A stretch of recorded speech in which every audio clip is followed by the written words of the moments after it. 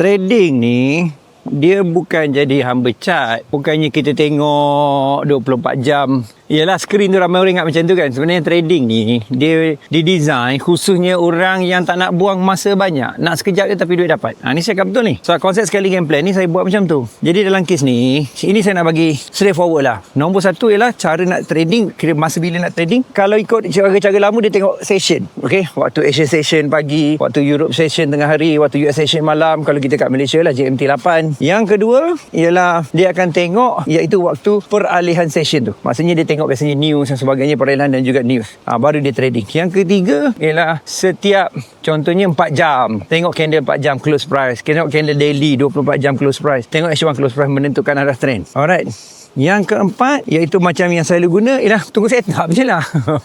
Setup tu dia boleh bagi petang, malam, siang. Kita boleh ada predictable punya intention sebenarnya, sebab kita ada intention untuk kita masuk trade tu. Contohnya signal saya always H1 H4 kan.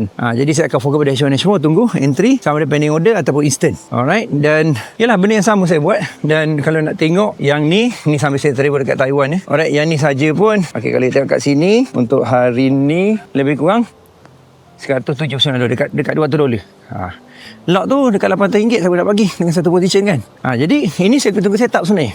Jadi setup H1 H4 tu kita tadi saya instant, kita tunggu pending order dan buat benda sama ni penting. Repetition create skill lah Dan yang last kali bila dah lama kita trading ni, sebenarnya kita sendiri akan tahu timing trading tu. Kita akan ada feel. Pasal apa kita buat benda sama kan. Kita jadi macam tahu timing bila nak masuk, kita tahu bila timing nak keluar. Dia macam feel tu datang. Sebab conscious mind campur subconscious mind, ulang-ulang dia jadi super conscious. So jumpa lagi. Dan all the best semua dalam trading. Ini tips simple tapi sangat-sangat bermakna. Dan kalau you faham betul, inilah cara trading sebenar. Alright, jumpa lagi.